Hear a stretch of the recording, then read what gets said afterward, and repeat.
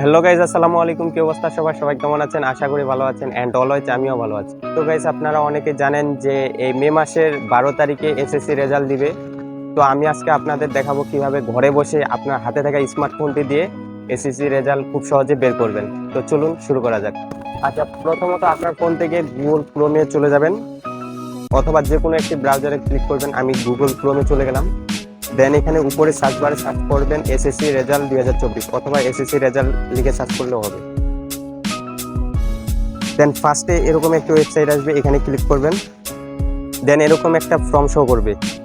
এখানে ফার্স্টে আপনাকে দিতে হবে কোন পরীক্ষার রেজাল্ট বের করবেন সেটা দিতে হবে। তো আমি এসএসসির রেজাল্ট বের করব, এটা দেব। দেন এখানে ক্লিক করুন। তারপরে এখানে এসএসসি দাখিল, আর যারা স্কুল থেকে আছে তারা এসএসসি ভোকেশনাল এটা সিলেক্ট করবেন। আমি মাদ্রাসার দেখাবো, তো এসএসসি দাখিলে ক্লিক করলাম। দেন নিচে ইয়ার্স, আপনি কোন সালে পরীক্ষা দিয়েছেন। এখানে আমি যেহেতু 2024-এ পরীক্ষা দিয়েছি ওইটা সিলেক্ট করলাম। তারপর তার নিচে আছে বোর্ড, আপনি কোন বোর্ড থেকে পরীক্ষা দিয়েছেন। আমি যেহেতু মাদ্রাসার দেখাচ্ছি তো আমি এখানে মাদ্রাসা বোর্ড সিলেক্ট করলাম। আর আপনারা যে বোর্ড থেকে পরীক্ষা দিয়েছেন ওই বোর্ডটি সিলেক্ট করে নেবেন। তো তারপরে নিচে আছে রোল নাম্বার, আপনার অ্যাডমিট কার্ডে যে রোল নাম্বারটা আছে ওইটা এখানে বসায় দিবেন। দেন নিচে আছে রেজিস্ট্রেশন নাম্বার, আপনার অ্যাডমিট কার্ডে যে রেজিস্ট্রেশন নাম্বারটি আছে ওইটা এখানে বসায় দিবেন। তো তারপরে নিচে এরকম একটি ক্যাপচার আছে, এই দুই সংখ্যা যোগ করে যা হবে তা এখানে বসায় দিতে হবে।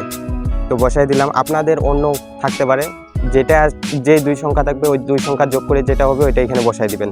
দেন নিচে আছে সাবমিট অপশন, এখানে সাবমিটে ক্লিক করলে আপনার রেজাল্টটি বেরিয়ে আসবে। সো গাইস, আজকের ভিডিও এই পর্যন্ত। ভিডিওটি যদি ভালো লেগে থাকে তাহলে ভিডিওটি একটু লাইক করবেন, আর চ্যানেলে যদি নতুন হয়ে থাকেন চ্যানেলটি সাবস্ক্রাইব করে পাশে আসা বেল আইকনে অল সিলেক্ট করে দিবেন। তো সবাই ভালো থাকবেন, সুস্থ থাকবেন।